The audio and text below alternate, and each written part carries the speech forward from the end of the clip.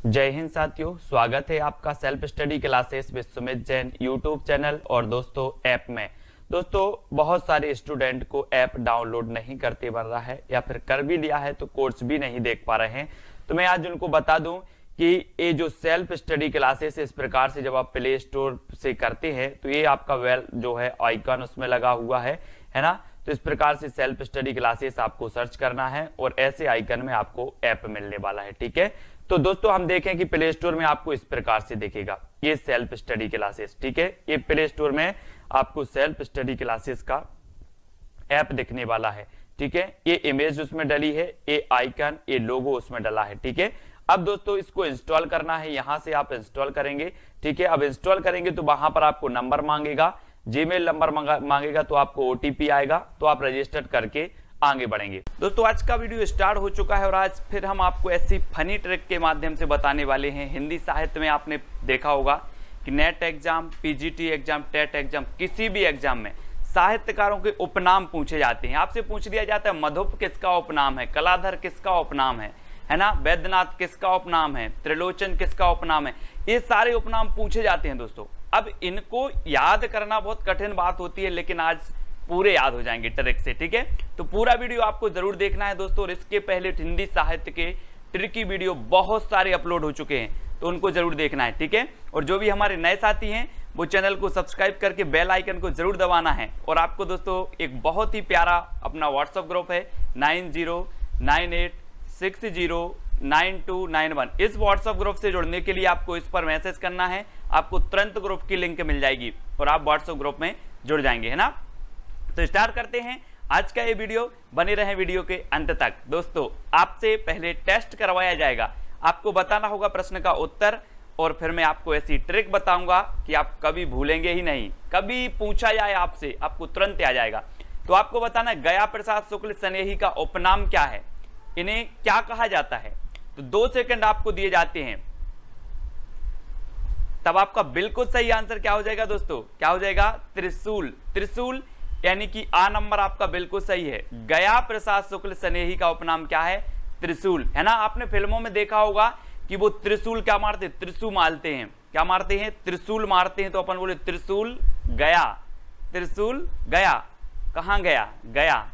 तो याद रख लेना, गया से हो जाएगा गया प्रसाद शुक्ल स्नेही और इनका उपनाम होगा त्रिशूल, त्रिशूल गया। ठीक है, याद रख लेंगे। कभी कभी इनका स्नेही भी उपनाम है, त्रिशूल भी उपनाम है। ठीक है, ऐसे याद रखना है दोस्तों। अगला बताना है मैथिली शरण गुप्त का उपनाम क्या है। मैथिली शरण गुप्त, 4 विकल्प हैं, 2 सेकंड में आपको उत्तर बताना है।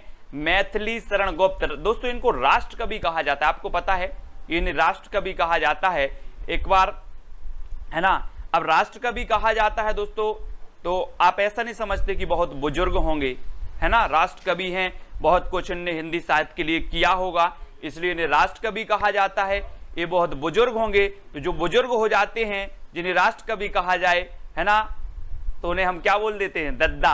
क्या बोल देते हैं, दद्दा। ये क्या है, दद्दा है, यानी कि आपका बिल्कुल बी नंबर सही हो जाएगा दोस्तों। ये चीज याद रखनी है।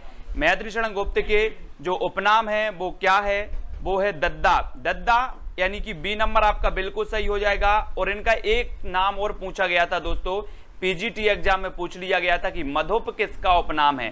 तो याद रख लेना, मैथिली शरण गुप्त का नाम दद्दा भी है ना, उपनाम, और मधुप भी है। ये दोनों नाम याद रखना है, ये दोनों पूछे जाते हैं इनके। ठीक है, अगला बताना जगन्नाथ दास रत्नाकर का उपनाम क्या है। जगन्नाथ दास रत्नाकर बहुत ही बढ़िया है दोस्तों। तो बताना है, 4 विकल्प आपके सामने है, जड़िया, कोकिल, जकी, कैन का कवि। तो जगन्नाथ दास रत्नाकर का जो उपनाम है वो क्या हो जाएगा, जकी। क्या नाम है, जकी। आपको पता है जा से जगन्नाथ दास रत्नाकर और जा से आपका क्या हो जाएगा, जकी। बहुत ही बढ़िया है, कई बार एग्जाम में पूछा गया है, अधिकांश लोगों को तो पता भी होगा, मैंने कई बार आपको बताया है। तो जकी यानी सा नंबर आपका क्या हो जाएगा, बिल्कुल सही हो जाएगा।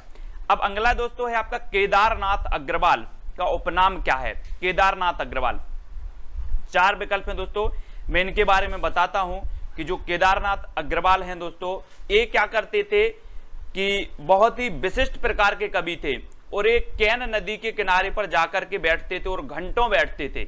कैसे बैठते थे, घंटों बैठते थे और कैन नदी का बिल्कुल सुंदर और मनोरम जो दृश्य है उसको देखते थे। इसलिए साहित्यकारों ने इनका उपनाम रख दिया कैन का कवि। बोलिए, कैन नदी के किनारे जाके बैठते थे तो इन्हें कहने लगे क्या, कैन का कवि। किसे, केदारनाथ अग्रवाल, यानी कि जो आपका विकल्प नंबर डी है वो बिल्कुल सही हो जाएगा। अगला है दोस्तों, नंददास का उपनाम क्या है, नंददास। 4 विकल्प हैं, जड़िया, कोकिल, कल्पना का लाड़ला या फिर कलाधर। क्या है उपनाम, नंददास का उपनाम क्या है, नंददास। 4 विकल्प हैं दोस्तों और जल्दी से आपको बताना है। आपने देखा होगा कभी कभी दोस्तों, नंद मतलब क्या होता है, जब बहू अपनी ससुराल जाती तब उसे नंद मिलती है। क्या मिलती है, नंद। एक बार क्या आपने देखा होगा कि नंद बहू की बहुत लड़ाई होती रहती है। एक बार क्या हुआ कि जब लड़ाई हुई तो नंद ने क्या किया, जड़ दिया। क्या जड़ दिया, थप्पड़ जड़ दिया। तो नंददास को जड़ दिया तो जड़िया कवि। ठीक है, याद रखना, जड़िया है ना, नंददास को कहा जाता है जड़िया कवि, या इनका उपनाम क्या है, जड़िया कवि। ठीक है, आ नंबर आपका बिल्कुल सही हो जाएगा। अगला बताना है दोस्तों, विद्यापति का उपनाम क्या है। कई बार हमने पढ़ा है कि विद्यापति की रचनाएं हैं पदलता, पताका, पदावली, कीर्तिलता, कीर्ति पताका। ठीक है, इनकी रचनाएं 2 अभट्ट में है, लता और पताका, यानी कि कीर्तिलता और कीर्ति पताका अभट्ट में है, पदावली इनकी काय में है, मैथिली में है, सभी को पता है। ठीक है, अब विद्यापति को क्या कहा जाता है दोस्तों, इन्हें कहा जाता है मैथिल कोकिल। क्या कहा जाता है, इनका उपनाम क्या है, मैथिल कोकिल। अब एक चीज बताना, हम बोलते ना कि यार आपकी आवाज बहुत अच्छी है, बिल्कुल कोकिल जैसी, है ना। अब जिसमें विद्या होगी वो कैसा बोलेगा, बहुत मधुर बोलेगा, सुंदर बोलेगा, बिल्कुल कोकिल जैसे। विद्या जिसमें होगी वो कैसा बोलेगा, कोकिल जैसे बोलेगा। तो विद्यापति का उपनाम क्या होगा, कोकिल। कोकिल यानी 12 नंबर आपका बिल्कुल सही हो जाएगा। ठीक है, अगला बताना दोस्तों, सुमित्रानंदन पंत का उपनाम क्या है। सुमित्रानंदन पंत का बताना है। 4 विकल्प हैं दोस्तों, आपने पढ़ा होगा, इन्हें प्रकृति का चितेरा कवि भी कहा जाता है। ठीक है, और नंद दुलारे वाजपेयी ने इसे क्या माना, इन्हें मान लिया काय, छायावाद का प्रवर्तक, है ना। आपने पढ़ा है कि नंद दुलारे वाजपेयी ने छायावाद का प्रवर्तक किसे माना, तो सुमित्रानंदन पंत को। ईलाचंद्र जोशी ने छायावाद का प्रवर्तक किसे माना, जयशंकर प्रसाद को।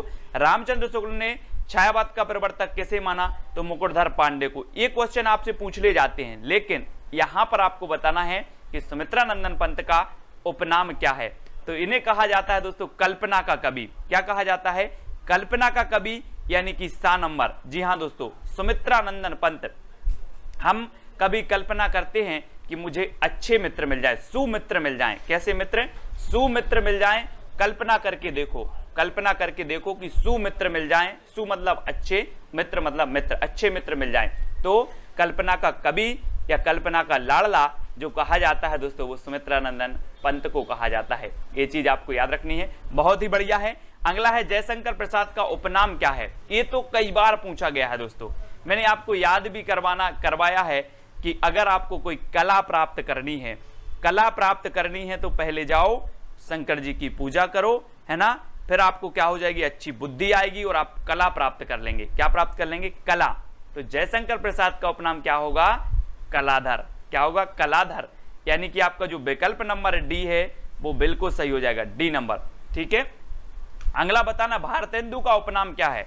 भारतेंदु दोस्तों, आपने पढ़ा होगा कि भारतेंदु जी का जन्म हुआ 1850 में। ठीक है, भारतेंदु जी का जन्म हुआ और 1850 से 1885 में इनकी मृत्यु हो गई, मात्र 15 साल में। लेकिन इतना बड़ा साहित्यकार दोस्तों कि उनके नाम पर ही एक युग का नाम रख दिया गया, भारतेंदु युग, है ना।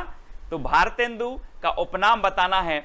और आपको पता होगा दोस्तों कि आज के युग में पूरे विश्व में जो भारत है वो क्या है, कन्हैया है। कन्हैया, बोले कलयुग का कन्हैया कौन है विश्व में, तो हमने बोल दिया भारत। कलयुग का कन्हैया कौन है, तो भारत। और भारत से क्या बनेगा, भारतेंदु। भारतेंदु का उपनाम है कलयुग का कन्हैया, यानी कि जो आ नंबर है वो आपका क्या हो जाएगा, बिल्कुल सही हो जाएगा। हम पूछेंगे कलयुग का कन्हैया कौन है, तो आप बोलोगे भारत, यानी कि भारतेंदु। ठीक है, आ नंबर आपका बिल्कुल सही होगा। अगला बताना, राम वृक्ष बेनीपुरी का उपनाम क्या है दोस्तों। राम वृक्ष बेनीपुरी आपने बहुत अच्छी इनकी पढ़ी होंगी दोस्तों। माटी की मूर्तें, माटी की मूर्तें एक रचना पड़ी है, मैंने आपको याद करवाया था कि लोग माटी की मूर्तों को वृक्ष के नीचे विराजमान कर देते हैं, माटी की मूर्तों को वृक्ष के नीचे विराजमान करते तो माटी की मूर्तें वृक्ष से राम वृक्ष बेनीपुरी की रचना हो जाएगी।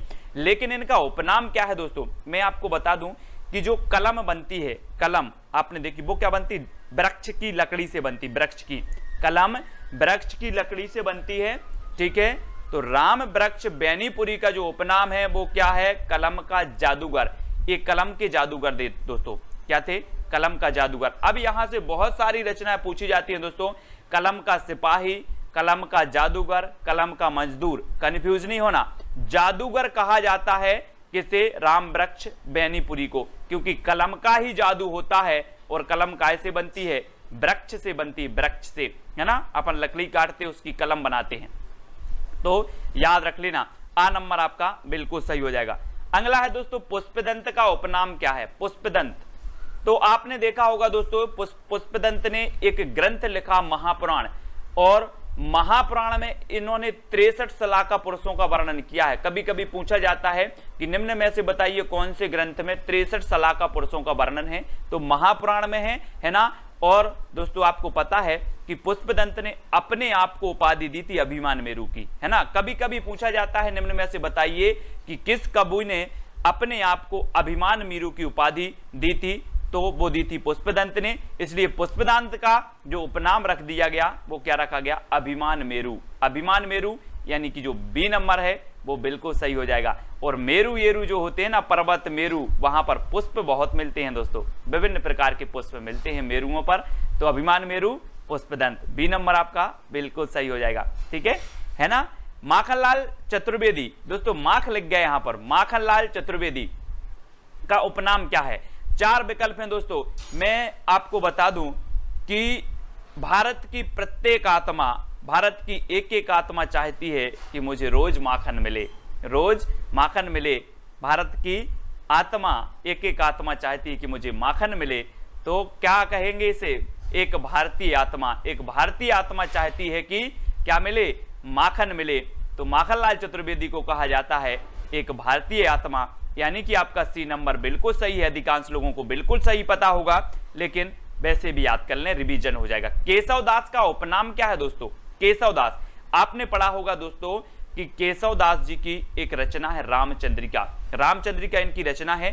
ये रचना भक्तिकाल की रचना है, इसलिए केशवदास को भक्तिकाल और रीतिकाल दोनों का कवि कहा जाता है। और इनकी रामचंद्रिका जो रचना है भक्ति काल की है, और इसे क्या कहा जाता है, छंदों का अजायब घर, आपने पढ़ा होगा। लेकिन केशवदास जी का उपनाम क्या है, तो मैं आपको बता दूं कि इन्हें कठिन काव्य का प्रेत कहा जाता है। क्या कहा जाता है, कठिन काव्य का प्रेत। और दोस्तों आपको पता होगा कि कठिन काव्य है ना बहुत कठिन होता है, केस को सुरक्षित रखना, केस, ठीक है। तो केशवदास को कठिन काव्य का प्रेत कहा जाता है, कई बार पूछा गया है। अगला बताना है दोस्तों राजेंद्र बाला घोष का उपनाम क्या है, बंग महिला, उपन्यास सम्राट, एक राष्ट्रीय आत्मा, या फिर इंद्रियता का कवि। राजेंद्र बाला घोष आपने कई बार पढ़ा होगा, राजेंद्र बाला घोष का उपनाम क्या है, तो क्या है उपनाम, क्या है, बहुत बढ़िया है ना, राजेंद्र बाला घोष, ये इन्हें कहा जाता था बंग महिला, है ना, यानी कि बंगाल की महिला, ऐसे याद रख लें। राजेंद्र बाला घोष कहाँ की महिला है, बंगाल की महिला, ठीक है। तो राजेंद्र बाला घोष का उपनाम क्या होगा, बंग महिला, है ना, इनको याद रखेंगे, बंग महिला इन्हें कहा जाता, बहुत ही बढ़िया है, कई बार पूछा गया है। अगला बताना है प्रेमचंद का उपनाम क्या है, प्रेमचंद का उपनाम बताना है। प्रेमचंद जी है ना, आपको पता है कि इन्हें क्या कहा जाता है, इनके उपन्यास हैं सेवा सदन, कर्म भूमि, गबन गोदान, निर्मला, है ना, ये सारे के सारे उपन्यास हैं, कई बार पूछे जाते हैं। और इनका एक अधूरा उपन्यास है मंगलसूत्र, प्रेमचंद जी का अधूरा उपन्यास कौन सा है, मंगलसूत्र। और इन्हें कहा जाता है दोस्तों उपन्यासों का सम्राट, उपन्यास का सम्राट कहा जाता है, उपनाम है इनका उपन्यास सम्राट प्रेमचंद जी का। और इनका एक उपन्यास है दोस्तों बहुत बढ़िया, कौन सा, गोदान, गोदान उपन्यास है ना। और ये उपन्यास होते हुए भी दोस्तों इसे ग्रामीण जीवन का महाकाव्य कहा जाता है। अगर कभी आपसे पूछा जाए निम्न में से बताइए किस उपन्यास को ग्रामीण जीवन का महाकाव्य कहा जाता है, तो वो कहा जाता है गोदान को, है ना। और गोदान उपन्यास किसका है, प्रेमचंद जी का है, ठीक है। अगला बताना है राजा राम शुक्ल का उपनाम क्या है? आपने चाहे पहली बार नाम सुना हो राजा राम का या किसी ने सुना हो, इनका उपनाम क्या है? तो 2 सेकंड में आप उत्तर चयन करेंगे और आपका बिल्कुल सही हो जाएगा। एक राष्ट्रीय आत्मा, एक राष्ट्रीय आत्मा कहा जाता है दोस्तों राजा राम को। किसे कहा जाता है? राजा राम को एक राष्ट्रीय आत्मा कहा जाता है ना, क्योंकि जो भारत का राजा होगा वही तो राष्ट्रीय आत्मा होगी, है ना। राजा, भारत का राजा होगा वही राष्ट्रीय आत्मा होगी, है ना। एक भारतीय आत्मा चाहती है कि मुझे माखन मिल जाए। एक राष्ट्रीय आत्मा कौन होगा? तो राजा होगा, है ना। तो राजा राम याद रख लेना, राजा राम एक राष्ट्रीय आत्मा। ठीक है, अगला बताना गिरजा कुमार माथुर का उपनाम क्या है दोस्तों? गिरजा कुमार माथुर, आपने रचना बहुत सारी पढ़ी होंगी दोस्तों, गिरजा कुमार माथुर की भी पढ़ी है ना। और तो एक रचना है इनकी, मैं वक्त के हूं सामने, मैं वक्त के हूं सामने, एक रचना जिसे साहित्य अकादमी पुरस्कार भी मिला है। और मैं वक्त के हूं सामने, बोले मैं वक्त के हूं सामने, बोले सामने क्यों हो? गिरजा, सामने क्यों हो? गिरजा। तो मैं वक्त के हूं सामने किसकी रचना होगी? गिरजा से गिरजा कुमार माथुर। अब गिरजा कुमार माथुर का उपनाम क्या है? तो इनका उपनाम है दोस्तों ऐन्द्रियता का कवि। ऐन्द्रियता, कवि आपसे पूछा जाए ऐन्द्रियता का कवि किसे कहा जाता है, तो बता देना कि मेरी जो एक इंद्री है, मेरी जो इंद्री है एक, वो क्या हो गई? गिर गई है। गिर गई है तो गिरजा कुमार माथुर को ऐन्द्रियता का कवि कहा जाता है। बोले इंद्रियां तो यार गिर गई, इच्छा ही नहीं होती कोई चीज खाने की पीने की, है ना। इंद्रियता का कवि गिरजा कुमार माथुर, इंद्री क्या हो गई है? गिर गई है। ठीक है, याद रखना।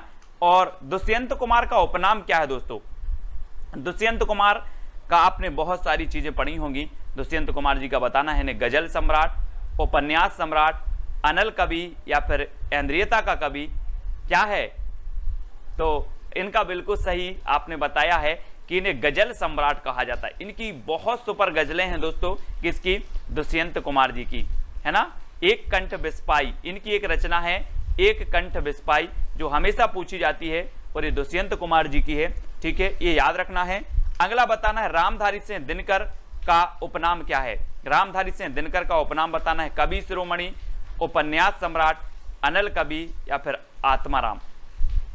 तो दोस्तों मैंने आपको कई बार बताया है कि इन्हें कहा जाता है अनल का कवि, है ना। अनल, अनिल नहीं, अनिल मतलब होता है अग्नि, है ना, और अनल मतलब होता है वायु, है ना, याद रख लेना। वायु का कवि कहा जाता है। ऐसी रचनाएं लिखते हैं कि मानो ऐसा लगता है कि हम वायु में उड़ने लगे हैं इनकी रचनाएं पढ़ करके, है ना। अनल, तो इन्हें कहा जाता है दोस्तों अनल कवि, है ना, याद रख लेना, अनल कवि कहा जाता है। सभी लोग याद रखेंगे। ठीक है, अगला बताना है तुलसीदास का उपनाम क्या है? तुलसीदास, तो तुलसीदास को तो सभी पता है दोस्तों कि इन्हें क्या कहा जाता है? तुलसीदास जी को कवि शिरोमणि। कवि शिरोमणि यानी कि जो आपका आ नंबर है वो बिल्कुल सही हो जाएगा। कवि शिरोमणि कहा जाता है किसे? तुलसीदास जी को। आ नंबर आपका बिल्कुल सही आंसर होगा, है ना। और तुलसीदास जी की रचनाएं मैंने आपको याद करवाई हैं, खंड काव्य याद करवाए हैं, मुक्तक आप सभी कुछ याद करवाए हैं। ठीक है, तो तुलसीदास का कवि शिरोमणि। महावीर प्रसाद द्विवेदी का उपनाम क्या है? कवि शिरोमणि, उपन्यास सम्राट, अनल कवि या फिर आत्माराम। तो महावीर प्रसाद द्विवेदी का उपनाम बताना है, क्या है? कवि शिरोमणि है, उपन्यास सम्राट है, अनिल कवि या फिर आत्माराम है। तो दोस्तों आपको पता होगा कि जो महावीर प्रसाद द्विवेदी हैं या फिर महावीर भगवान की बात करें तो महावीर भगवान ने आत्मा की बात करी है। महावीर भगवान कहते हैं कि शरीर में कुछ नहीं रखा, आत्मा का कल्याण करो, आत्मा का कल्याण करो।